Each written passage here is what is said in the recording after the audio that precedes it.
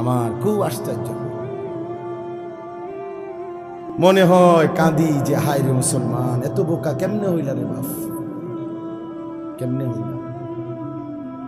মুসলমানের ঘরে জন্ম নিয়ে কোনোদিন আল্লাহর কোরআন পড়তেও মন চাইল না, ছুঁয়ে দেখতেও মন চাইল না। এটা কি তাবিজের কিতাব? কথা বলেন না।